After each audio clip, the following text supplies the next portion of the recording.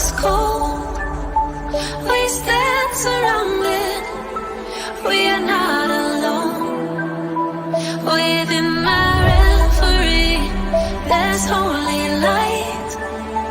Without a number, we stand and fight. And north ignite. The world is cold. We stand surrounded. We are not alone. Within my reverie, there's holy light. Without a number, we stand and fight. Oh, oh, oh, we are not alone. Oh,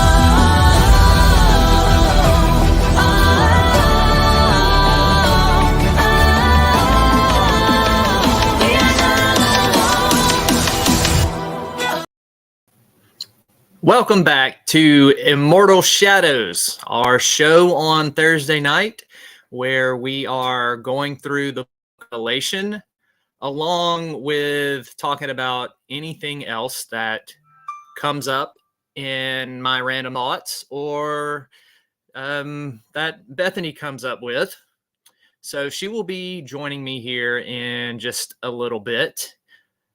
But before she gets up here, I am going to say hello to everyone in chat. I see we have Julie.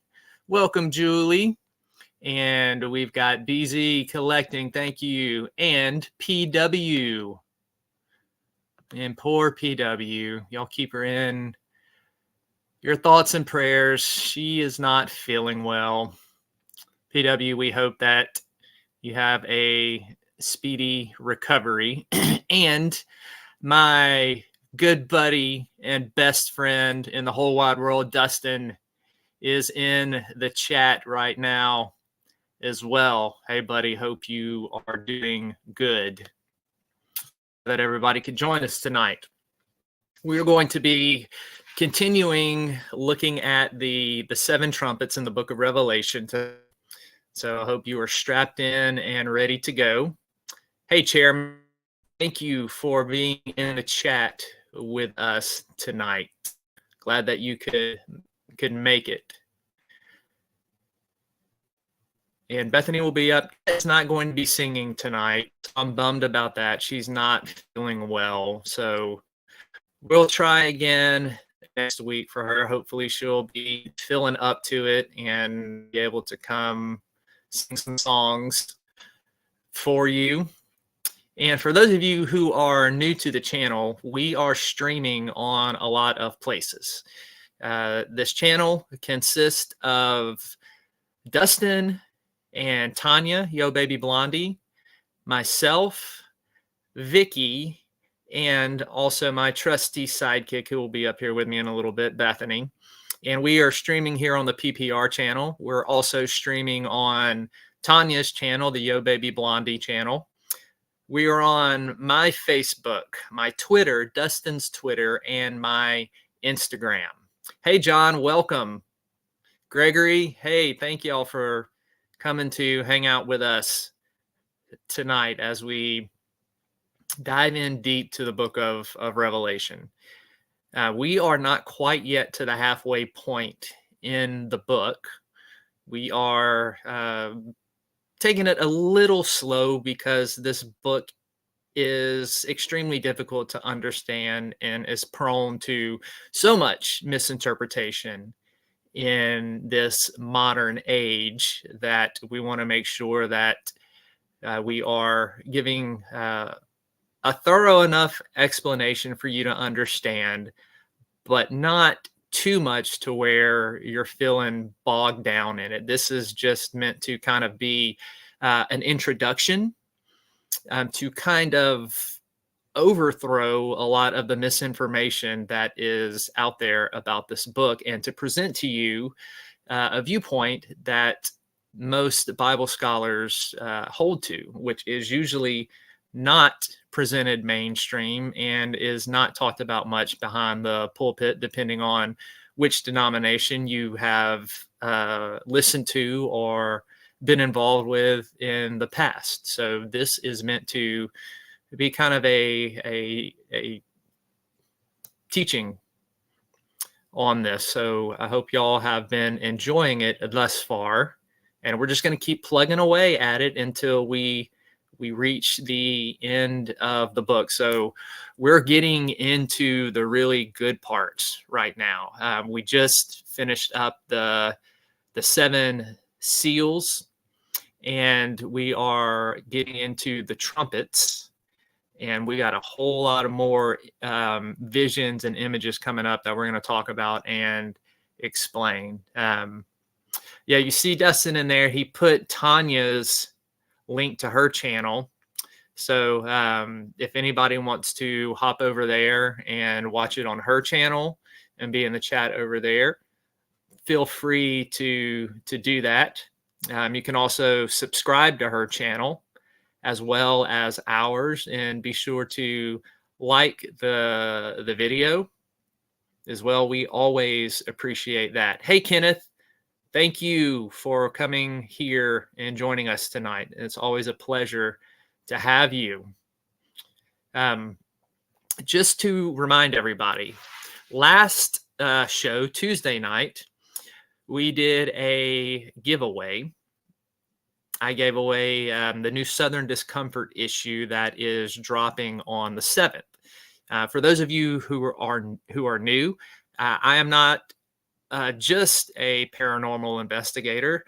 I am not just a minister, but I am also a horror author. And I write a series for Godless that is released the 7th of every month with the same title of our Tuesday night show, which is Southern Discomfort. And so last week, last show, I gave away the current issue that is going to be released on January 7th of this, the first issue of season 2. And also tonight at the end of the show, I'm going to be giving away a couple of those as well. So stay tuned. If you were in the chat, you will be eligible and entered into that giveaway. So we will do that towards the end of the show. And just to kind of give you a peek at the issue for January, this is the cover. The title is Bitch Bear. For those of you who know this channel, you know our love for haunted dolls and haunted objects, creepy toys, creepy stuffed animals. And this is exactly what this story is. Young Amanda, her 10th birthday, her mother takes her to the mall to make a Build-A-Bear. And her Build-A-Bear ends up becoming more than just a stuffed little furry bear. This bear has a mean streak and is very protective of Amanda. It is filled with dark humor, and it also has a very satisfying and violent ending. So that's the new Southern Discomfort. The whole first season is on Godless. They're all only 50 cents. And the Southern Discomfort is basically like Tales from the Crypt meets Tales from the Dark Side with a little of my Southern flair in it. And so each issue is different. You're never going to get the same thing. It runs the whole gamut of horror. There's stuff in there if you are a paranormal fan, if you are a fan of demonic horror stories, if you're a fan of body horror or psychological horror. And here she is. Hey, Blondie. Hey, what'd I miss? I was just talking about Southern Discomfort and the new issue, Bitch Bear. Didn't we already cover that? On Tuesday's show, but we got new people here. Oh, that's true. So, and this particular Southern Discomfort issue is dedicated to Bethany, and it is based off of her childhood. Not that she had a real teddy bear that came to life and killed people. If you did, that would be really cool. But No, my brother actually did used to tell me that my teddy bear would come alive at night and kill any toy that it felt that I loved more than him. yep, I do remember you telling me that. Yes, he did. And there's also a reason why I won't eat Peeps either. Tell him about that. No, it's mean. Hey, Shannon, welcome. Glad that you're here with us. Come on. Everybody wants to hear about Peeps.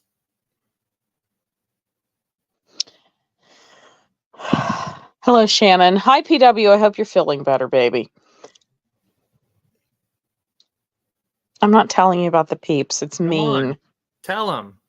No, Yes.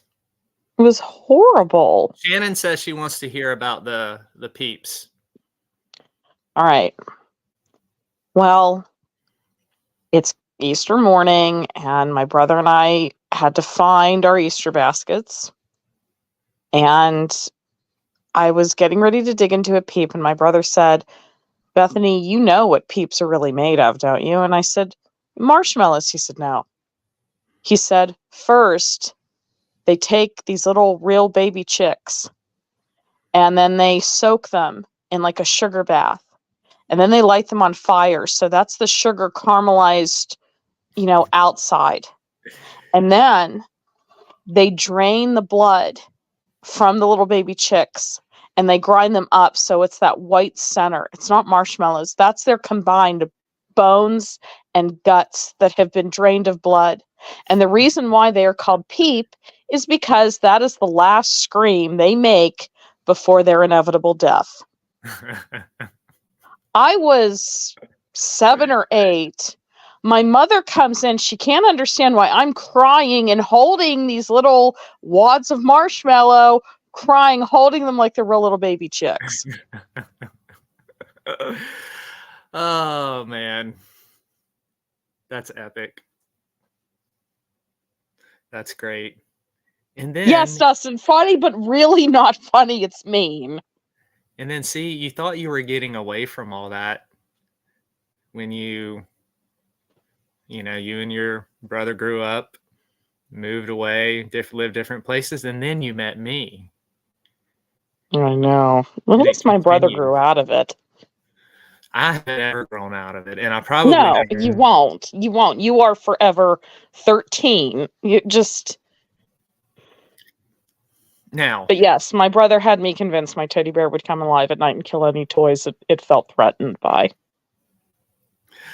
okay, Dustin, read the description of the teddy bear. Let me scroll over here. Okay, Dustin said bitch bear is like a mix of Chucky and Puppet Master puppets and critters mixed into Teddy Rumpskin. Yep, Teddy Ruxpin. Yes, it is. And the bear has quite an attitude. Oh, man. Yeah, so y'all will be able to pick up a copy of Bitch Bear on January 7th is when it drops. Now, Shannon says when she was a kid, they would tell her, I'll just read it. They would tell me if I didn't take my daily nap that Godzilla was going to get me. And if I had my eyes open, he would see me. And I used to have terrifying dreams that Godzilla was chasing me down the street and I would wake up terrified. It wasn't funny then, but it's funny as hell now. Yeah, I would agree. That's funny now. That made me laugh. What was wrong with the people in our lives back then? Hey, you can't say anything because you gravitated right back towards it.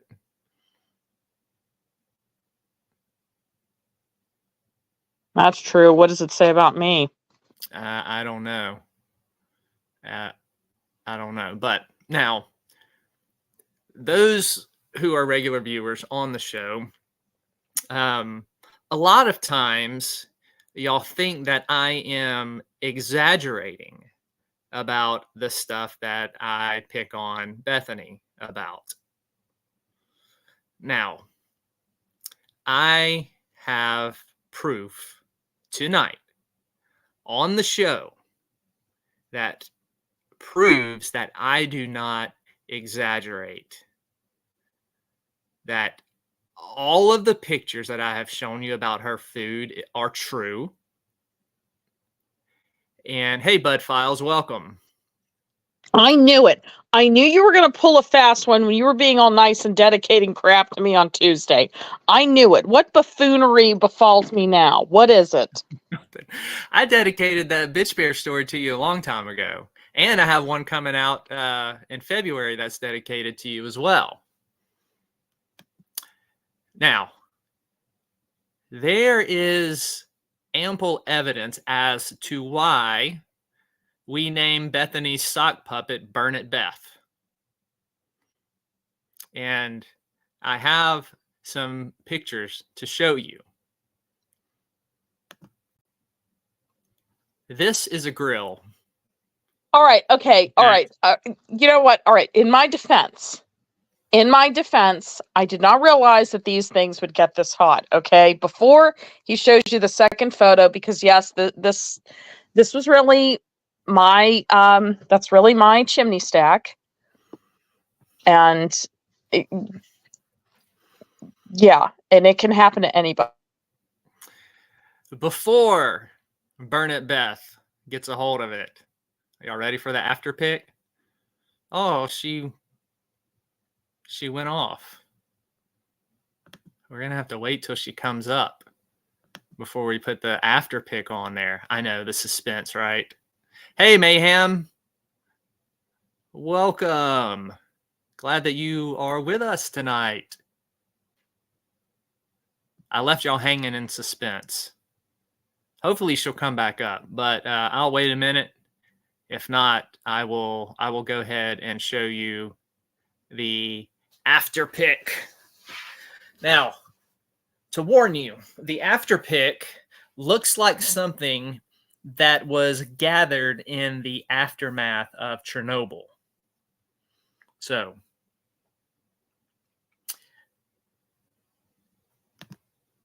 we'll wait and see. Or maybe she got off. Maybe she's too embarrassed. I don't know. But we'll go ahead. Y'all ready for the big reveal? Here we go. This is before Burn It Beth. This is after Burn It Beth. Look at that handle. Look at the bottom. It doesn't even look like the same thing. She annihilated it. Before, after. Before Burn It Beth. After Burn It Beth. Before, after. And there you have it, folks. You see, I am not exaggerating. Shannon, it is not rust. It is not rust. She nuked that thing. It looked like it's been hit with an atomic bomb. And that's why I said it looks like it was found in the aftermath of Chernobyl. So that is proof, and we even had her admit that she did it. So that is proof. Whenever I show all of these pictures, I'm not exaggerating. She will try to deny it. But I speak truth.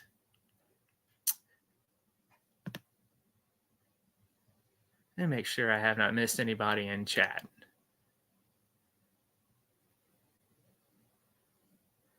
I think I've said hey to everybody. All right. Well, when she gets back up here, we will continue. A few more announcements. before we get into the teaching. Tomorrow, we have the Friday show, Haunting and Beyond, with Dustin spearheading it. And we are going to be talking about our experience at the Thomas House. And that is going to start at 11 a.m. Eastern. So 11 a.m. Eastern. If any of y'all can tune in during the live, please do. It's always way more fun when y'all are here. But if not, be sure to go back and watch that, and you can hear about some of the experiences that we had there. Hey, Makeup. Glad that you are with us. Thank you for being in the chat. Glad you're back, PW. Oh, we postponed it, Dustin? Never mind. Do we have a date yet?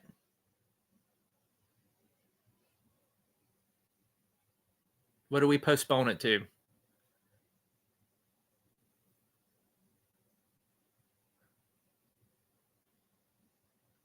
I'll let Dustin put that in the chat.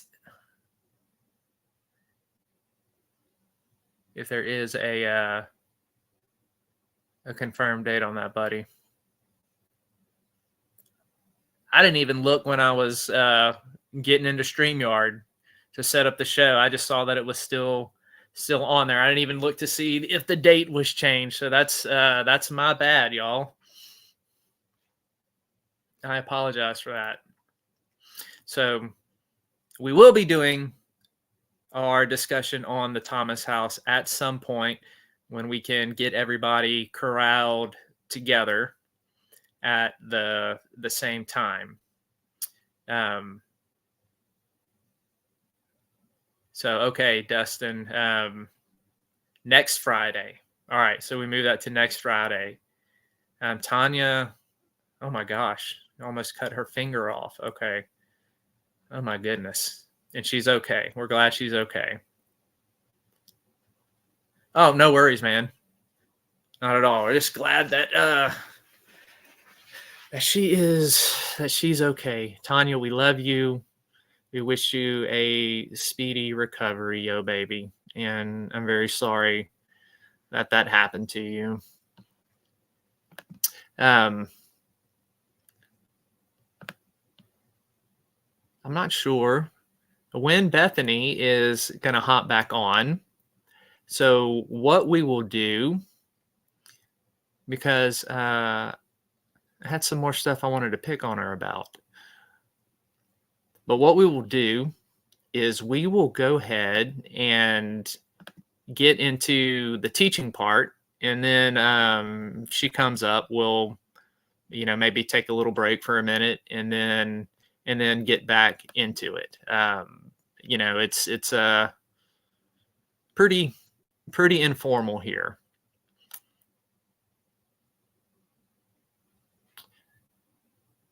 Any more announcements we have, Dustin? I think I've covered everything.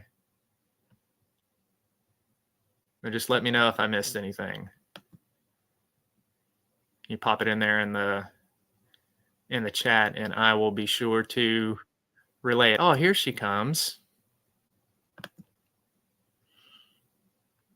You okay? Yeah, sorry, my internet cut out. So what did I miss? Just the before and after pictures of your masterpiece. That can happen to anybody. Mm-hmm. Oh, And yeah. I didn't even use lighter fluid. That speaks volumes of your pyromaniac talent. You have to get it hot. Oh, you got it hot, all right.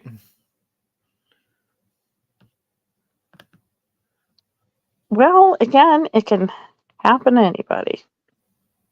Next Friday, yo baby almost cut her finger off. It's bad, but she'll be okay. Oh no. Yeah, Tanya got injured today, so we're wishing her a speedy recovery. No, it wasn't rust. I burned it. Yeah, that's what I had to tell Tanya. That's why I prefaced it that it looks like something that got dug out of the aftermath of Chernobyl. It's not that bad. And so now everybody can know that when I put all these pictures up here, that I'm not exaggerating.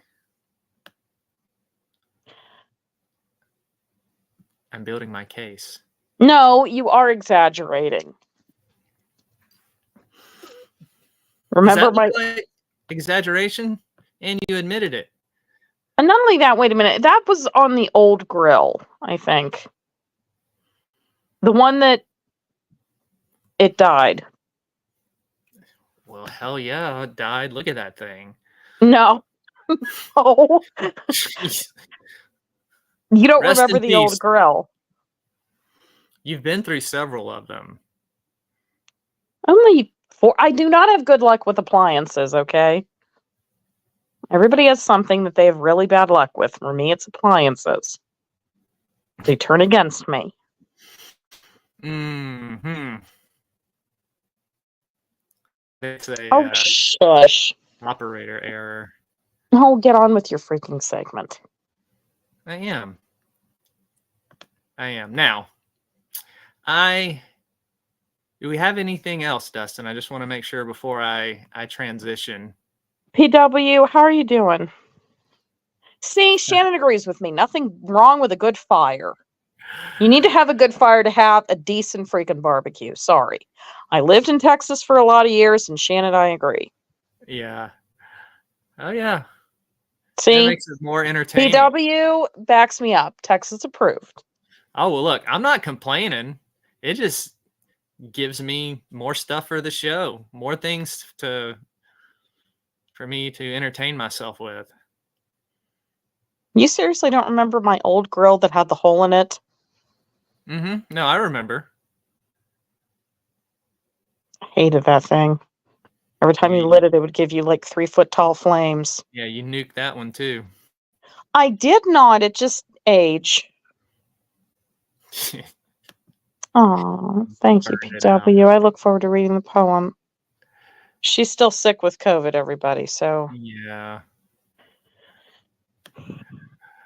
So, well, moving on. moving on. All right. I was thinking about a way to transition into being serious. Now, is there anything else? We got to get it all out before I go into serious Zeke mode, or I'm not going to be able to focus. You we need never to- go so far into serious Zeke mode. Do we need to throw this up here What? as well, just to get it out of the way? What? That is not funny. Bethany loves dancing clowns. No, I don't. It's a terrifying thought to think of something. Again, you're driving in the middle of the night and you see those things dancing. And then here's me when I dressed up as a creepy clown. Not cool. Well, that is you, the epitome of you. Point and laugh. Now, I have this picture to put up here too. Dustin made a picture of me if I were 40 years old and still living in my mother's basement, and all I did was play World of Warcraft. Aww. And ate pizza all day long. I'm gonna buy you that little Buy me what? unicorn. Now, I wouldn't mind owning a real unicorn. If I could just get a horse and strap a horn to its head. You know horses bite, right? Mm-hmm. If I had a unicorn, I would be trying to ram people with it. Actually, I would love to see you on a horse. I don't know why. I just want to see you on a horse. I know how to ride. I've ridden several times. But I want to see you in like one of those frilly lace blouses with your hair flowing in the wind. Yeah, you'll never see that. You'll never see that. This is about close to it as you'll ever get. Right there. That is It's it. cute. It's cute. That is it. No. Now, I will say, and let's take a bet. All right. What? I'm transitioning into getting serious, and Okay. I'm gonna do something to piss some religious people off. Now, Are you sure you want to do that? We're yeah, because supposed to be embracing. We're no, supposed to be embracing everybody. I know that I have people who watch this show, just so they can get mad at me because they How do don't you like know? the fact, because I still get messages. Did I you still get a get hate message mail. recently? No, but I know. Let's make a bet, okay? All right. Because every time I have something like this drop, I have somebody come out of the woodwork and tell me something about how I am serving Satan now, being a horror writer, how blah blah, take your pick, right? Now, how long do you think it will take after Bitch Bear drops for me to have somebody say something to me? I don't know. You blocked a lot. Like some of these people were resilient. Yeah. Now, for those of you who are new, I was a pastor for a long time, served as a chaplain, and I am unashamedly a Christian and bold in my faith and have no problem confessing Jesus is Lord and telling people that is who I serve and that's who I walk with. However, I am also a horror writer, and there are people who that does not compute well with them. So I get message. This has been going on since I started for like 6 years. So I'll get stuff all the time. Especially when something like Bitch Bear drops. Like all the stuff I got last year around this time when I dropped Night of the Blood Come. That was entertaining. Yeah, actually, and he's telling the truth. He had a was it a relative? Mm-hmm. Never messaged him privately. Was that the one who actually took the picture and put it on their wall? That was a different person. Yeah, that was one person. Didn't even message him privately. Used that as a way to shame him. He gets it all the time. So here, I found this and I thought it was perfect to show. Do what you were called to do for God. Not everyone will understand. Not everyone will approve. Not everyone will applaud. Not everyone will affirm. Not everyone will celebrate. Not everyone will support. Not everyone will stay. Not everyone will encourage. Do what you are called to do for God. And I do this. I do these shows. I do my investigation. I do my writing because that is what I feel like God has called me to do in the way that He wants me to use the talents and gifts that He has given me for His glory. And with all of the detractors and haters I get, and I know some are or they're probably watching right now on my Facebook, and I'm going to say this, all right? When we do this teaching on Thursday night, we go through scripture, we get about 250 views average across platform. And you know what? The majority of those people are not of the Christian faith. We get all kinds of people watching this and come back week after week after week after week, and they keep watching. Now, how many of my haters can say that you are having that kind of an impact and influence? And, here's the thing, right? People have had bad experiences with religious people. I have had bad experiences with religious people, and we're in good company because Jesus himself had bad experiences with religious people. They're the ones that killed him and put him on the cross. So I do what I do. I don't care what anybody thinks. And everybody, no matter whatever religious belief that you have or whatever your worship, you are not going to be turned away here. You are always welcome to tune into this show. You are always welcome to be in chat. You are always welcome on this channel. And while I am in the mood of pissing people off, did you know, Bethany knows this, I wear a pentagram ring. You see that? Can you see it? Is it showing through? Yeah. Yeah. And I was with you when you bought it. Mm-hmm. There is a reason I do that. And here's a history lesson for people. First of all, the pentagram got a bad rap because of the satanic panic in the 80s. All right. The pentagram is a protective circle. But before that, did you know the pentagram was used by Jews and Christians as one of their main symbols? For the Jews, it represented the 5 books of the Torah. And for Christians, it represented the 5 wounds of Christ.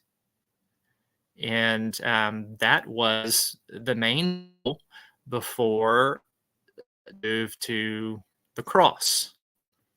So I wear a pentagram ring because for me, it is a symbol of my faith. I believe for me, it represents the 5 wounds of Christ, and it reminds me of what Jesus did on my behalf. But also with it being of a protective circle, it reminds me of God's sovereign protection and control over my life, and that he is in absolute control, that I am in his hands, and I am doing his will, and I am safe until he decides to be done, until my work here is done, and he calls me home. So, there. I wanted to do that. This is Do why. any of these people know that what they're doing whenever, and this is true not just for you, but for anybody in chat, anybody watching who has been persecuted by anyone just based on their beliefs. Again, as long as they are not hurting anyone else, children, animals, but especially in this, just because it's different from what they believe. I mean, they do see that this makes them a bigot, right? Probably. And actually, just so they know, they're actually treading onto the trespass of illegal. You are legally not allowed. You are protected by the law to believe what you want to believe as long as it is within the confines of the law.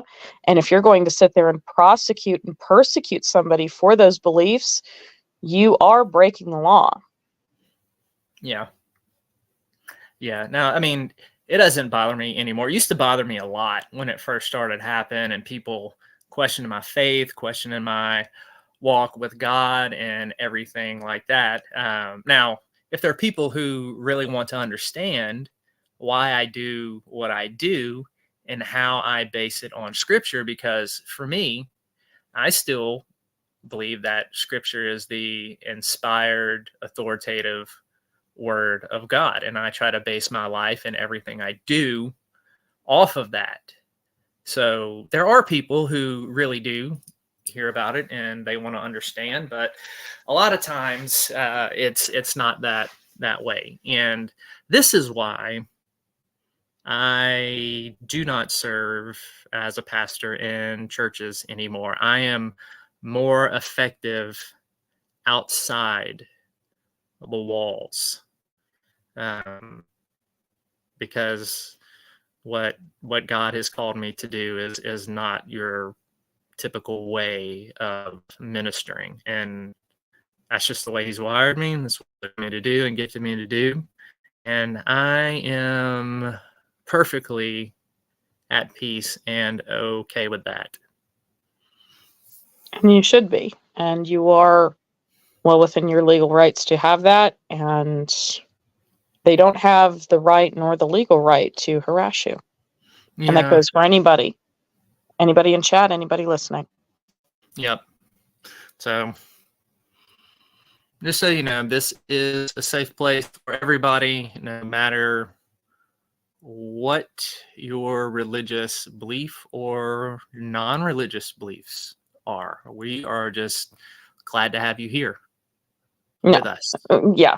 And again, you don't have to agree with it, but harassing anyone, even you or anybody in chat, won't be engaged with.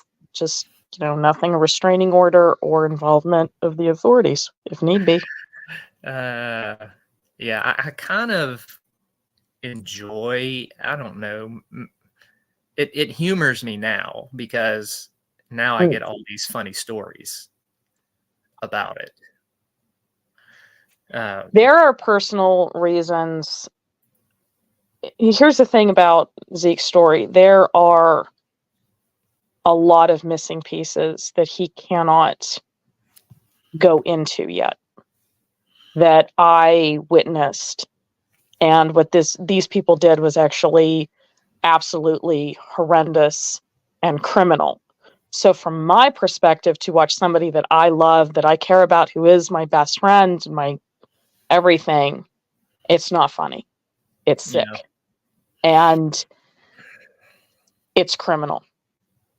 And one day he will be able to tell you all his full story, but as it stands now, there are a lot of missing pieces that only a select few know about. Yep. But one day, everything will come to light. It's one of the things Jesus talks about in the New Testament. What has been spoken in the dark will come to light.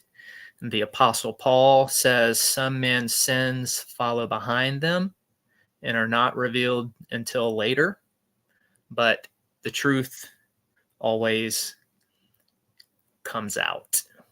That's actually why he, and I hope I'm not speaking for you when I say this, but that is probably why he finds so much solace here and why it was so important to create a safe space, because all I will say is this: I have never in my life encountered a group that would literally feed on its own as fast and as quickly as they did on him. Yeah. And it was vicious, cruel, and criminal. And watching that, it is very hard not to blame organized religion or God when you see behavior that abhorrent and vicious.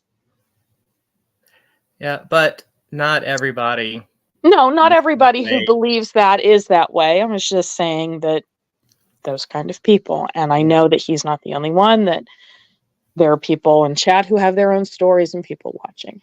Yep. And my point and why we're doing this, and we're going to go ahead and jump into the teaching, is I want people to be able to get a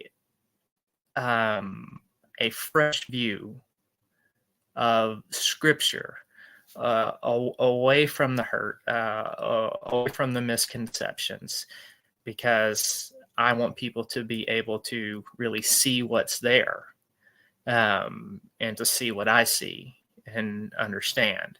So that's why I do this. Now, I'm not opposed to organized religion. I'm still involved with church and everything like that.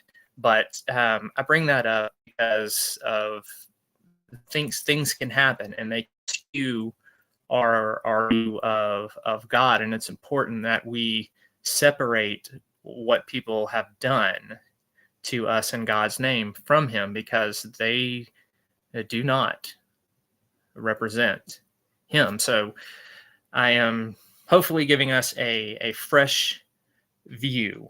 So with that said, let us go ahead and get into the teaching of the trumpets. We are going to be in Revelation chapter 8.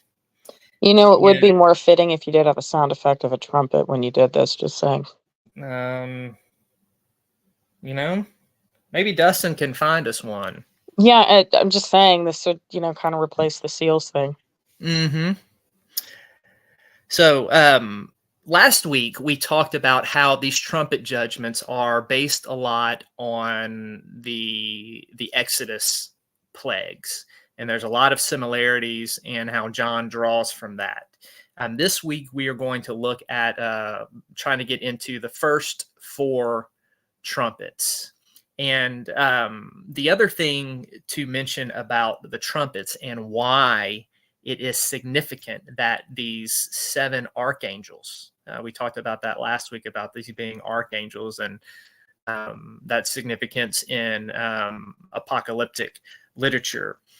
The trumpets in the Old Testament were in the Old Testament, and then in some of the other Jewish apocalyptic writings in that time, during Second Temple Judaism, after the Old Testament and before the New Testament, is they always indicated, and what they had, they weren't trumpets, they were shofars, right? The ram's horn. And they always indicated a warning to repent. They indicated judgment. They could also be the sounding of victory or salvation. They were also used in the enthronement of Israel's king. They were also used in visions of coming end time, end of the age, judgment, and a gathering together of the people of God. When we get to the New Testament, we see trumpets are indicated in the book of First Thessalonians. Paul talks about how Christ will descend with an archangel and the sound of a trumpet. So they are used to indicate the coming of Christ and the gathering of his people with him. In Revelation, they have this same type of connotation that they did in the Old Testament when they used trumpets to pronounce judgments.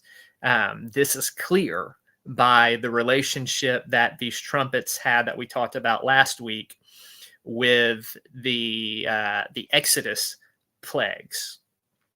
And we talked about too how the trumpets aren't chronologically after the seals. A literary device, they are. In the book, they come after it, but we talked about Revelation that play off this strict chronology, and how the trumpets they recapitulate what's going on in the seals. They go back over it and they emphasize a different aspect of it. So just because the vision is progressing from seals to trumpets doesn't mean that that's how things happen chronologically. And we've also established that this tribulation period that John talks about in the book of Revelation started at the resurrection of Christ and goes all the way till the second coming of Christ. His hearers, his original audience, is in the tribulation. We are in the tribulation period, and these judgments, these things upon the earth, are serving a purpose. And now what we're going to see with the trumpets is that they aren't necessarily meant, kind of like certain aspects of what we saw in the seals. They're not meant to get people to repent. These trumpet judgments are actually just that. They are judgments on people who refuse to repent, who refuse to acknowledge God.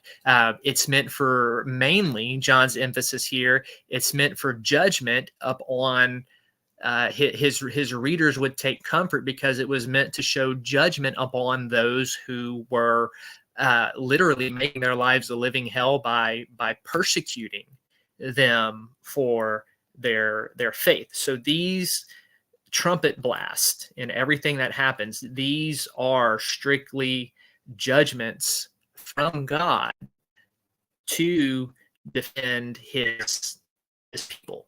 And it is meant to be a sign of the judgment that is to come at the end. Now, it is an aspect that people don't like to hear about God.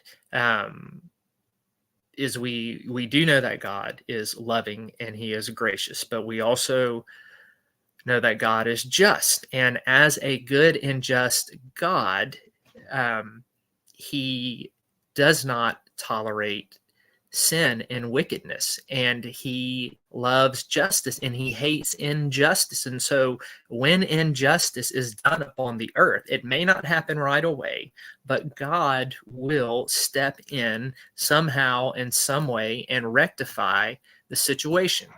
And we've talked about in the past how it's through Christ that we see the love and justice of God, where they meet together and they kiss, because we have God's justice fulfilled in that he pours his punishment out on Christ. And we see his love and grace in that he gives us righteousness when we put our faith in him, so that we can be reconciled to God. And these judgments are meant to be on those people who continue to rebel and they continue to persecute God's people. This was meant to be a comfort for those who were undergoing persecution. So let's look at some of these trumpet judgments. We're going to talk about how they have been radically misinterpreted, and we're going to look at what these images actually mean and stand for. So let's look here at the first trumpet. This one starts in verse 7. It says, "The first sounded, and there came hail and fire mixed with blood, and they were thrown to the earth. And a third of the earth was burned up, and a third of the trees were burned up, and all the green grass was burned up." All right, we've already emphasized how this looks like a scene from the Exodus judgment. We've also talked about how the trumpets, and they recapitulate it, and they are a response to the believer's prayer in chapter 6 and in chapter 7 for God to bring vindication on the people who were persecuting the Christians. So this judgment here, and the blood and the hail that are mixed together and thrown to the earth, and we see how it strikes all of the grass and the vegetation and things like that. It's interesting to note that this description here, when the first angel sounds, all of this, y'all remember when we went through the book of Enoch? You see similar things like this. We actually didn't go through this segment in the book of Enoch, but if you go look in Enoch first Enoch chapter 90, we didn't make it that far, but it depicts 7 angels who are agents of final judgment. And so just a little connection there to what we've talked about in the past. But this hail and fire mixed with blood being cast on down to the earth, pattern after the plagues, they're sent from heaven against 3 parts of the earth, of creation, the land and the trees and the grass. And the idea here is that it's getting at this element of famine. All right. It is striking the land. It is striking things that produce food. And it links us back. If y'all remember, we talked about the third horseman in the seals. That links us back to that third horseman who was famine. And we have a third of the land being struck here. It's not a worldwide, it's not catastrophic. It's just for a third. And it is meant to show forth what is coming in the end. Now, the idea here, and scholars debate this, they don't know whether this is meaning a literal famine on the earth, or if these things are more metaphorical to talking about this idea that these people who are judged are in spiritual famine because they won't turn to God, they won't turn to Christ, so they are being judged because of that, and they will remain in that condition until the end because they refuse to repent. I lean towards that view of this being figurative, especially considering we don't see all of a sudden a third of the earth being struck with literal famine. I believe these are physical things that are meant to point out a spiritual reality. And that spiritual reality is that those who continue to remain spiritually famine and refuse to offer the life. Jesus is called the bread of life, and he is the way, the truth, and the life, and he gives that life, and his light, the light of men.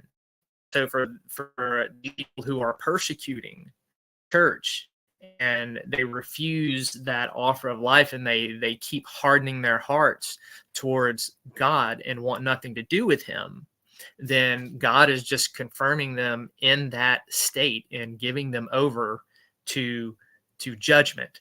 And all of these next four trumpets are all hit at this underpinning of this spiritual type of famine. At least I go along with those scholars who articulate that view. Now, you still have scholars who hold to everything that I have taught thus far in Revelation, but when they get to this, they're like, no, this really might mean, represents the literal famine that goes on the earth all the time. And that is certainly a viable view. That's why some of the best scholars are divided right down the middle on this issue about how much metaphor is there in this, like how far do we press the metaphor here. So okay, thank you, Julie. I saw Shannon too. Thank y'all for stopping by tonight. We greatly appreciate it. And I saw Joel hopped in here too. Welcome, Joel. Let's get on to the second trumpet. All right, the second angel sounded, and something like a great mountain burning with fire was thrown into the sea. And a third of the sea became blood, and a third of the creatures that were in the sea and had life died, and a third of the ships were destroyed. You okay over there, Blondie? Your internet acting up? I'm here. Okay. I saw you drop off. I just want to make sure you're all right. No, I didn't drop off. Oh, okay. Then I must be seeing things then.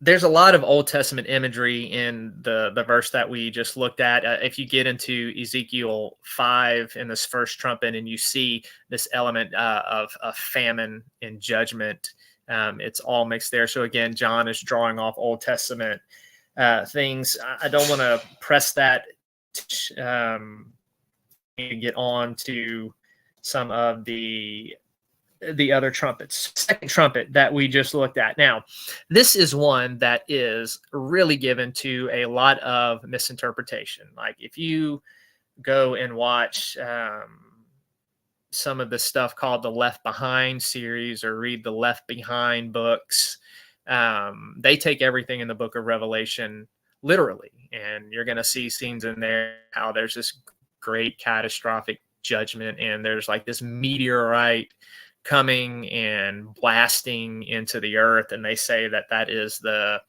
second trumpet. However, when we take the symbolism of Revelation and when we also compare to other Old Testament imagery, we see that that is not what John is talking about. So this great mountain burning with a fire thrown into the sea. In the Old Testament, mountains were used as metaphors for kingdoms. They're also used as metaphors in a lot of the other ancient Jewish apocalyptic writings, not just Revelation. Fire is also an image of judgment. So this burning mountain on fire that is crashing into the earth represents that judgment on an evil kingdom is happening. Now, as Revelation progresses, we will see that this world system is called Babylon. And it represents all of the wickedness and oppression and influence of the world system. And here is kind of a foretaste of that, that is showing us that this evil kingdom, this is judgment, that it will be thrown down. And the idea is that when this evil kingdom is thrown down, that things are going to suffer, right? Trade is going to suffer. Finances are going to suffer because of this overthrow. So this is the imagery here, right? This is not a literal burning mountain that is going to crash into the earth and destroy a third of the earth. This, remember, everything in Revelation is symbolic. And mountains are a symbol of kingdoms being overthrown. And fire is a symbol of judgment. So the idea here is that the evil world system is going to be overthrown and judged. And this, what we have here, is going to be like a partial judgment. It's kind of what John is going to allude to later in Revelation. Babylon, the world system, is going to suffer a tragic blow. And this is getting his readers prepared for that. And here's the thing, the symbolism in Revelation, it'll start off with something small. And then as it goes on, those symbols are revisited and they are expounded upon. So we're going to get into the kingdom of Babylon later on in the book as the world system. John's readers would have understood that as the Roman Empire. So this is what's going on with that symbolism. The next thing that we have, the third trumpet. In verse 10, the third angel sounded, and a great star fell from heaven, burning like a torch, and it fell on a third of the rivers and on the springs of the waters. And the name of the star is called Wormwood. And a third of the waters became wormwood, and many men died from the waters because they were made bitter. Now, let's go back to the Old Testament here for a second. I've told y'all, other than Paul, John is one of the most brilliant Old Testament scholars in the New Testament. Now, he is going back to the Exodus plagues. And if you've ever studied the Exodus plagues, one of the things that comes out is all of these judgments on Egypt were all meant to be an affront to one of their gods. Now, keep that in your mind. If you remember our study in Enoch. Angels, especially the sons of God. Remember how we talked about the sons of God being the ruling angels over the nations, how each son of God had a nation that they ruled over? The book of Job talks about the sons of God sang in the morning. And so you see these powerful angels who are over nations are always associated with stars. And what is happening here is we have this same symbolism. We have a star falling from heaven. This is the angel that is associated with the evil kingdom in the trumpet just before it. The mountain in the second trumpet represent the evil kingdom that is overthrown. The falling star in the third trumpet represents the angel for that kingdom, or the wicked son of God that is ruling over what is spiritually called Babylon, or the world system. And you see this a lot of times, especially in Old Testament. The angel is tied in with the nation. And when the God is defeated, the nation is defeated. And when the nation is defeated, the God is defeated. And this is what's going on here. With the fall of what spiritually is Babylon, with this mountain, you also have the call it dethronement, but you have the defeat of the angel that is ruling that nation, that is also behind the persecution. So with the fall of the kingdom comes the fall of the angel. And because of that destruction, people are going to suffer loss financially. This is the idea behind that. In the idea of wormwood. All right, wormwood was bitter. It could get in water and it could be poisonous. It speaks of a lot of devastation that is going to happen when this kingdom is overthrown and done away with. It's going to be difficult, but the world system will be judged. The fourth trumpet coming up, and this is where we will end. The fourth angel sounded, and a third of the sun and a third of the moon, a third of the stars were struck, so that a third of them would be darkened, and the day would not shine for a third of it, and the night in the same way. And this will be the last thing that we talked about.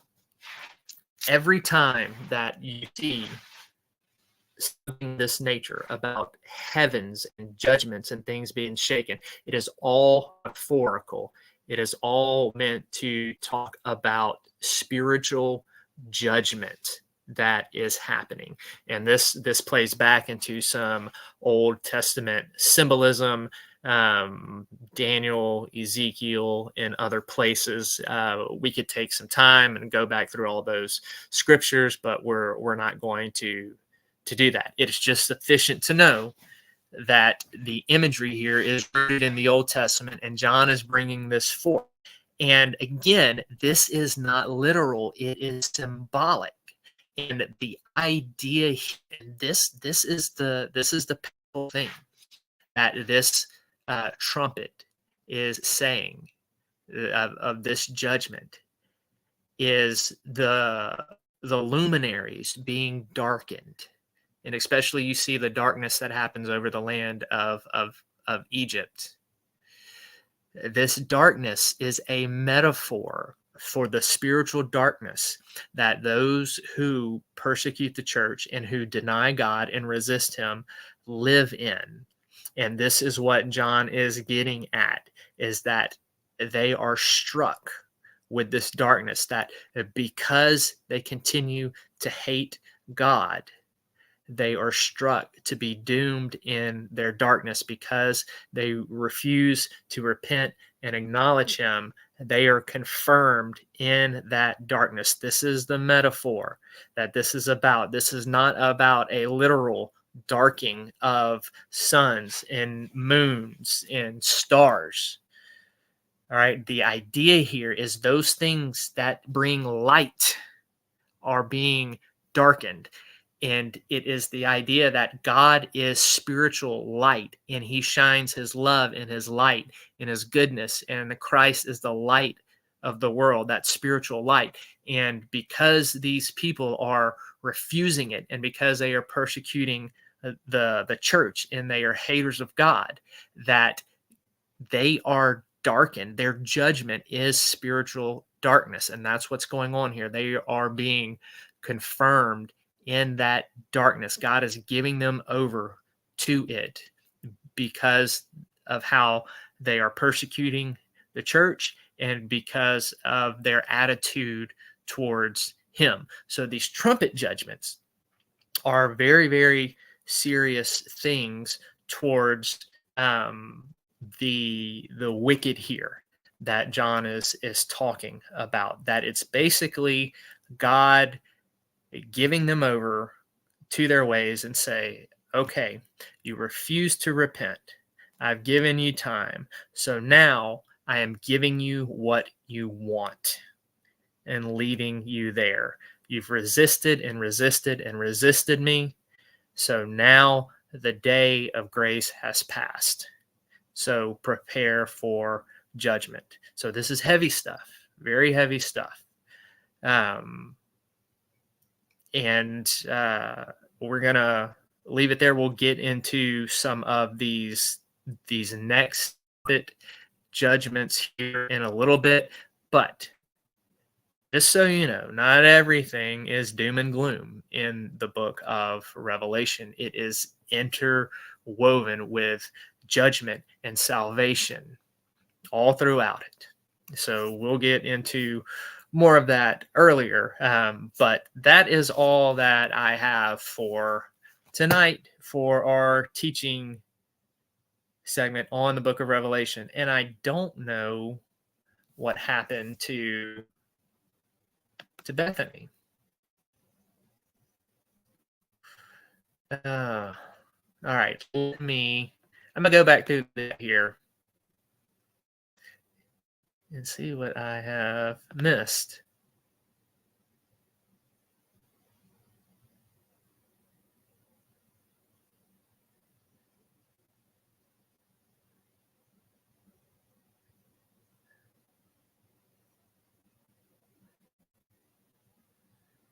Bethany told me to go look, Dustin, about something you said about a trumpet sound.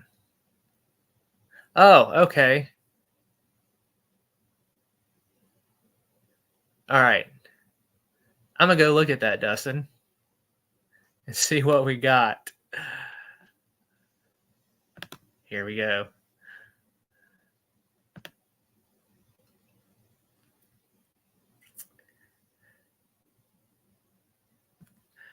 All right. Let's see what we got here, Dustin. I'm going to play it.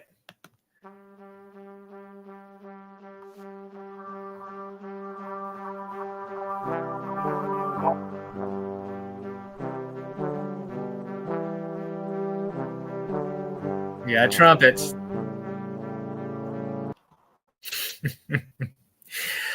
I'll play that every time Bethany comes up.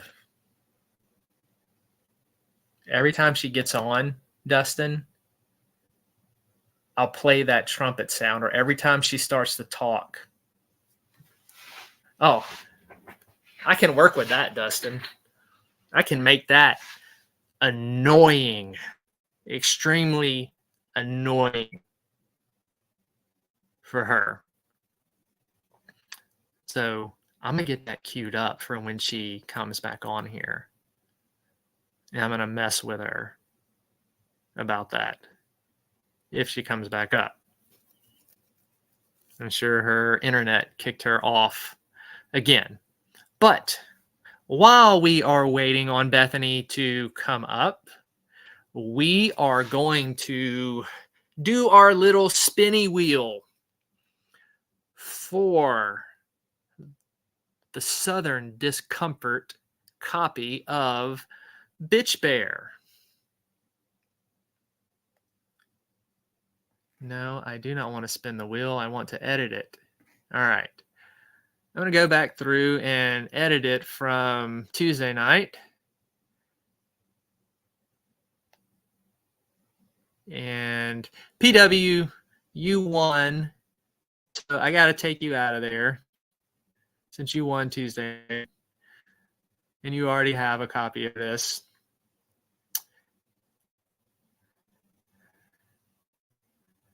I'm going to go through and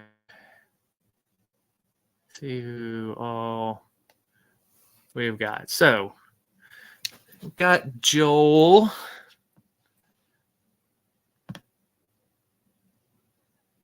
And I've got Julie. And we got Makeup Mom. We'll put her in there.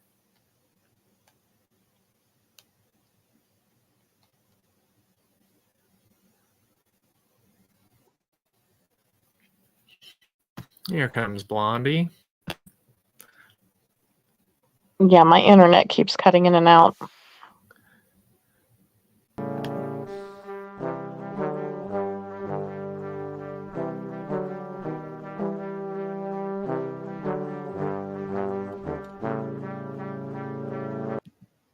That's your new intro music. Okay. Stop. Okay. All right. Come on. I'm not Windows 95. Enough. All right. I shouldn't have even said anything.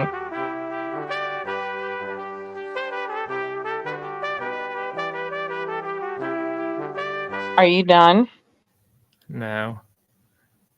You got your trumpets. This is going to be your intro music. No, it's not. Okay. For one thing, that's like the.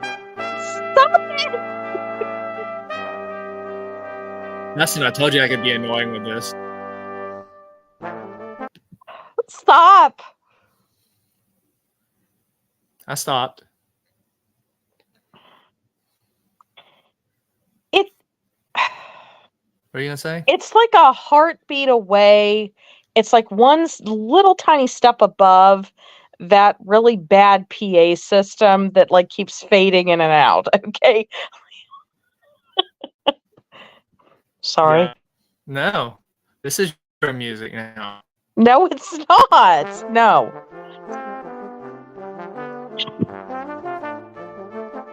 Shut it off. No.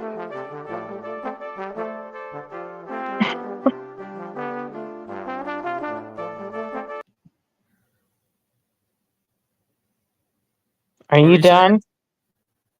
What? Enough. All right. I've got to get back So to awful. I've got to get back to putting everybody's name on the spinny wheel so we can do a drawing. All right, A so drawing? I've got You Joel, can't even say it Julie, right. Shannon, Makeup Mom, and I know Kenneth was in here. See if there's anybody else I missed. Where did all the I know Bud Files was in here. Where did it all go? They all ran away the minute they heard that god awful music. Thank you, Joel. Yes, it's awful. Mayhem was in here. And the person I see Julie and Joel. Shannon. Makeup Mom. PW. That's all I see. No, I'm having to scroll way back. Well, it's saying some destinations won't get comments, so. Okay. Kenneth.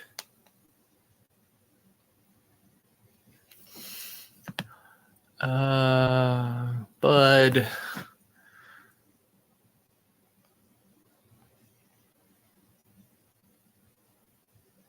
I don't want to miss anybody.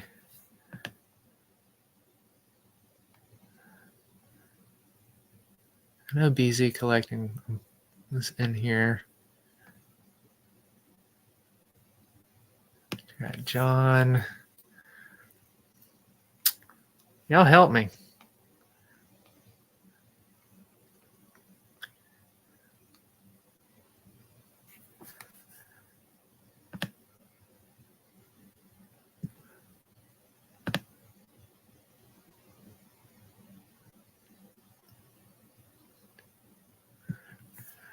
Gregory.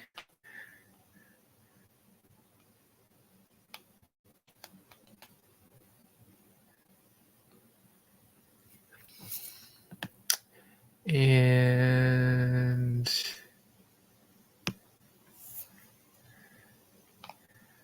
This is boring. I'm sorry.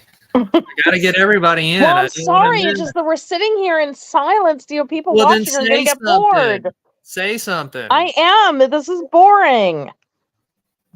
What are you doing? Get down with the trumpets. Bud Files, Mayhem, Julie, Joel, Shannon, Makeup Mom. Okay, here is everybody I have. Joel, Julie, Shannon, Makeup Mom, Mayhem, Kenneth, Bud, John, Gregory, Chairman, and BZ. Have I missed anybody? Please don't let's spend another 5 minutes while you're in absolute utter silence, ignoring everybody while you go through the names.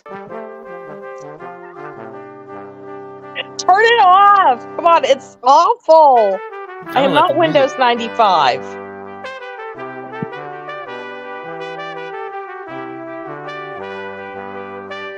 All right, enough. Spin the freaking wheel. Come on. Please. You won't Thank stop. you. You didn't want to stop. Just All like right. you. Come on. Okay. I hope I didn't miss anybody. All right. I'm going to give the wheel a spin. Do it. Come on. I'm trying to. Spin. No, you just like having the long pregnant pauses. All right. You like to just ignore everybody. The wheel is full.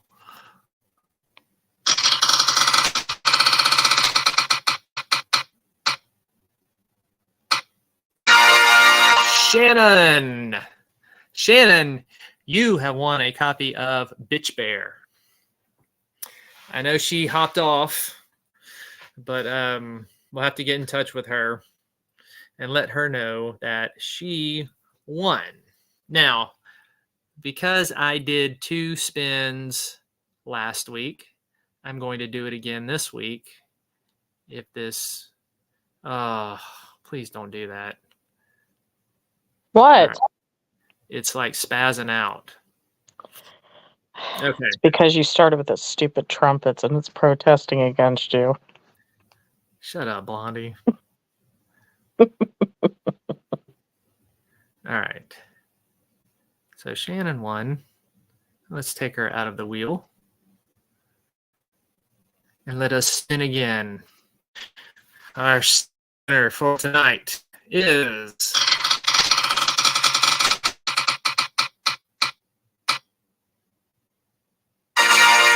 Gregory. If we can get in touch with him. All right. So Shannon and Gregory both won copies of Bitch Bear. And that will be releasing June 7th on Godless for only 50 cents. So if you want to know what Bethany was like as a child, read that story. You'll get a good taste of it. Yeah, it really isn't too far off from how I was as a little girl. Yep. And it's based off of your teddy bear, Clark. Yeah. We found him alone in the park. We would take him home. We will call him Clark. Mm-hmm. Dr. Seuss. Mm-hmm. It would have been much better with this.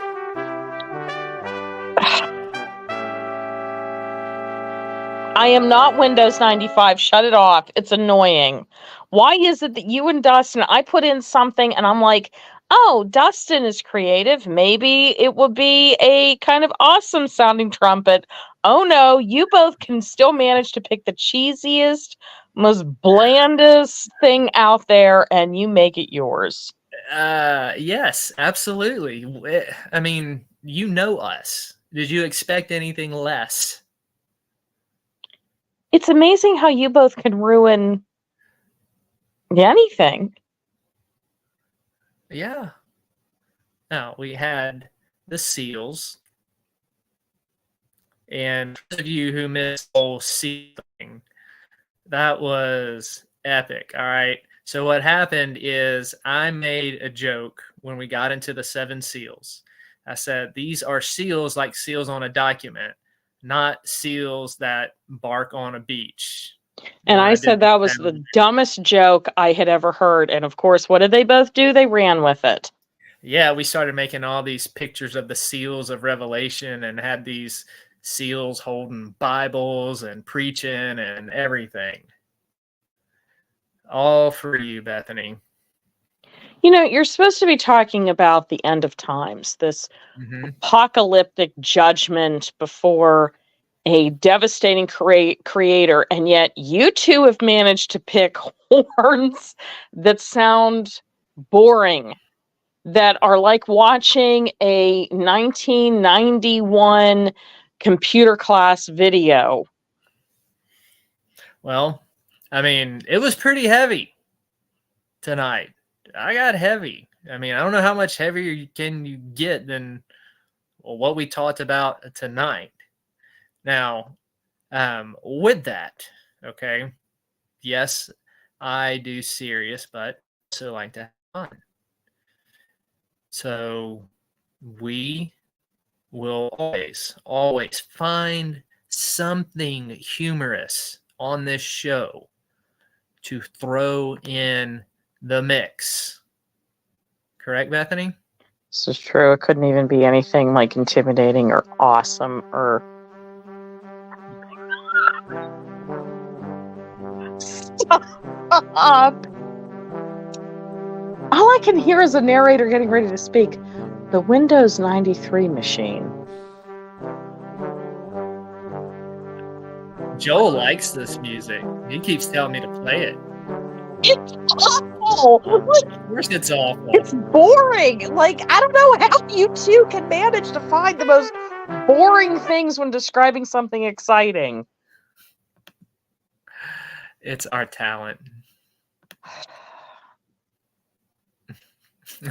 Yeah, Dustin said we take pride in our tomfoolery. This is true. You guys, this is like the movie Dirty Work, whenever he accidentally hit the Pina Colada song when they were going to have a bar fight. Mm-hmm.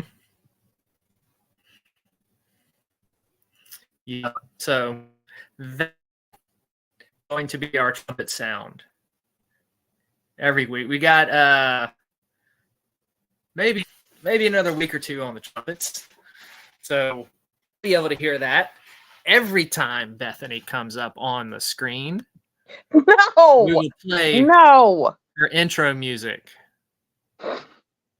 That's what you... Well, I shouldn't even be surprised. You made a sock puppet in my image with a freaking dollar store bag attached to it. Let's do something happy right now, okay? We're gonna do something happy. That is not happy. That's just...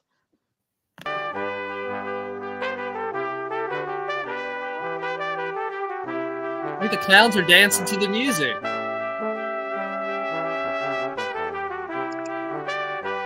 Can I just say how much I hate the two of you right now? You know what? Keep it up, and I will shave that pretty boy head of yours to make it look like one of those clowns. They're dancing to Bethany Street. All right, can we get off the Pentium processor music, please? Well, I wanted to show everybody your dancing clowns to the music. Not funny. So now we have music to go along with dancing clowns.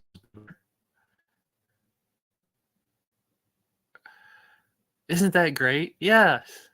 No, it's not. Again, I make one suggestion thinking you guys will make it pretty cool or hardcore. Oh no, it's the worst. And I'm waiting because Dustin will find something to even make it worse. Yes, that's the thing. Just when you think it can't get any worse, it does. Yes, I've seen the RVs. Yep. So that's what y'all have to look forward to. Next Thursday night, we'll be playing more trumpets for Bethany and her dancing sounds. The most boring sounding trumpets. Or let's see how it fits with this picture.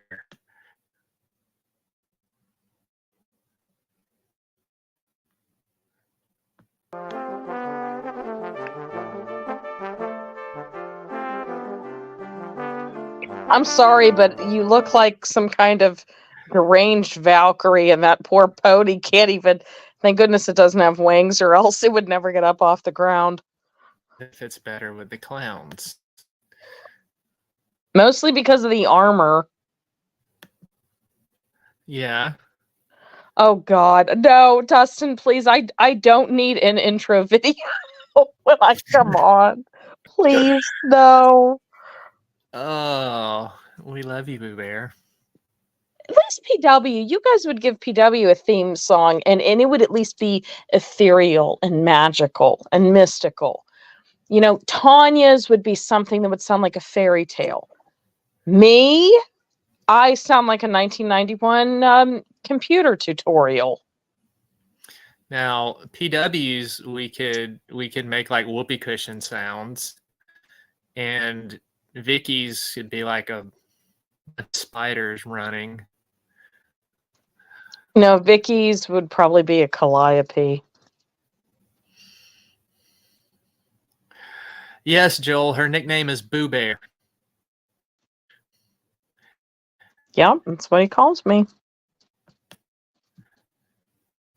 Yeah, we'll see what Dustin comes up with. We shall see. Well, Dustin, you got anything else in chat? We're gonna go ahead and wrap it up for tonight. Yay. Dustin said, "Oh, just wait, Bethany, just wait." I'm saying, Oh, man. as I type this. Okay, I'm getting a cold chill down my back. Stop it. Before we close up, let's let everybody hear what creepy voice you're talking about.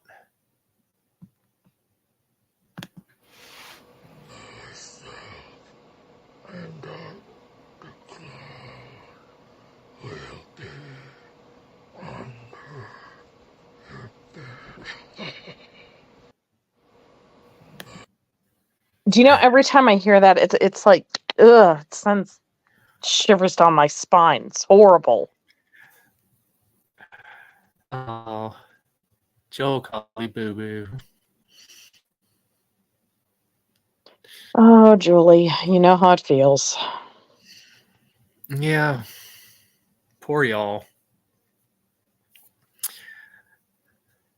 Well, Blondie, I think that about wraps it up for tonight.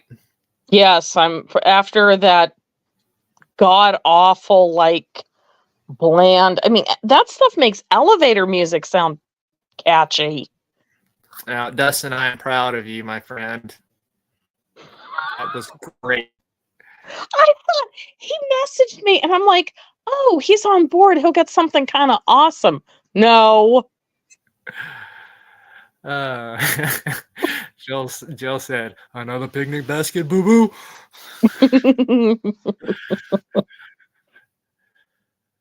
No, Yeah. I don't have anything. You guys in the chat and everybody watching, you're all awesome. You make it possible. Yep. Great job on that trumpet, Dustin. It's so obnoxious. I love it. Only you two would find the most irritating, bland, dumbest things known to mankind on Earth. And play it to death. Like, this will only be the first of 1,000 times we will hear this. Yep. Over and over and over again. Yes. Oh, the Magellan joke. You know that gets on my nerves, and every time I hear you say it, I just feel like throwing a lamp at you. Yeah, so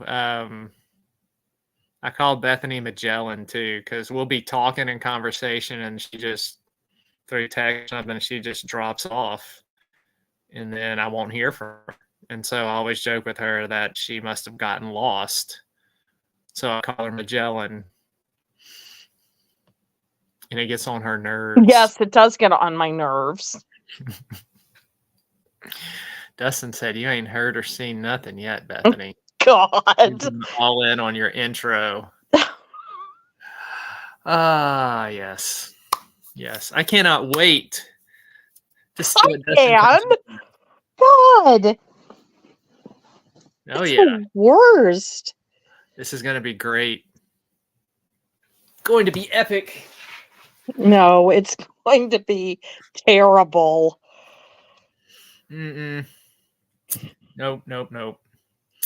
Before we wrap up, just a reminder, Tuesday night on Southern Discomfort, come tune back in with us. We are going through the 13 gates of the Necronomicon.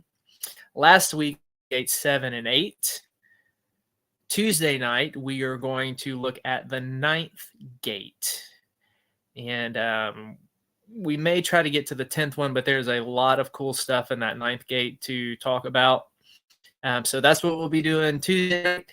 And then Thursday next week, we will be back in the book of Revelation to continue to talk about the trumpets and play these amazing trumpet music for you. So that is coming up. So be sure to tune back in Tuesday night. Southern Comfort drops Sunday, January 7th. Bitch Bear will be available for only 50 cents on Godless. The Southern Discomforts are a good way to get introduced to my writing to see if you like it. They're only 50 cents. The whole first season is out. There's 10 issues for you to pick from. The most popular ones are The Door and Swallow and The Elevator. Bethany's favorite is One Flesh. It is. That really is my favorite. My favorite is The Executioner. So those are all only 50 cents if you want to grab one. Sam's Diner is another favorite that did well. December's did well. A Kaiju for Christmas. So lots of different stuff. There's bound to be something that will pique your interest. So, yes, PW, I will send her your poem for her to read. Yeah, Dustin, not all are gory. Some are paranormal. Some are funny. So it's each story is different.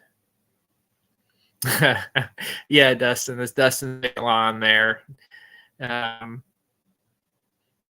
I won't repeat that, but that one is found in Sam's Diner. Joel likes the trumpets. See, Joel's coming back just for the trumpet music. So he'll be back just to hear the trumpets. You get annoyed. It's the worst sound in the world. And again, and this is like a repeat of the stupid dad joke of those dumb seals. Yeah, Dustin's favorite is Sam's Diner. That was his favorite Southern Discomfort. That's a good one. So different strokes for different folks. Something for everybody there in Southern Discomfort. Thank you, everybody, for hanging out in chat. It's always great to have y'all. Love to see the support and the interaction. Thank you so much. And thank you for listening to me, as Bethany says, ramble.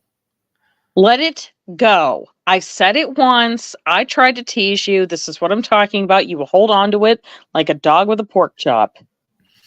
So if you enjoy my ramblings, come back Tuesday and then again Thursday, where I can ramble some more. You are as fragile as glass. My gosh. Do I look like I'm really upset? I just like to do it because you said it and you say that I harp on things, so I'm going to harp on them. I said it one time, and you all notice I say something once, and he will run with it. Careful what you say, Blondie. It can and will be used. But yet against the other 500 million things I tell you, just what? Okay. Dustin said, "Hold on, Zeke." Oh, What God, am I what? waiting for, Dustin? What do we got? What do we got? A little parting gift from Dustin here. I say 500 million other things. Totally ignore it. He wants me to repeat it 500 million times. One thing I say, you will hold on to it. Yeah, I have selective Years hearing will go from the- by, 20, 30 years, you will still bring it up. Yep. Oh, okay. You shared Makeup Mom's channel. Thank you. Yes, go visit her channel, like and subscribe. So if y'all haven't, please do that. It's there. It's there for y'all in the chat. Yes, she has been around for a long time. Thank you for doing that, Dustin. I greatly appreciate it. Good, Joel. I'm glad you will be back. So thank you all for hanging out tonight and being here and supporting the channel and what we do. It really means a lot to us. So stick around. We play an inspirational video at the end of each show that Dustin has made for us. And it's not horns. Thank God.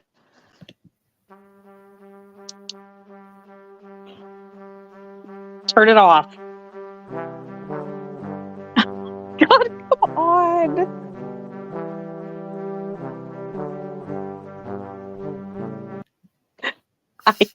I hate you so much. That is so awful. It's just annoying. I had to get one more in for good measure. God. I don't even know how to describe it other than boring and annoying at the same time. Excellent. That means it's great. Got anything else, baby, before we go? Sweet dreams, everybody. All right, y'all. We will see you next time. Stick around for the video. Is this what giving up feels like? I don't know, I don't know. Tell me, have I lost my mind? Nowhere to go, so far from home. Is this what giving up feels like? I don't know, I don't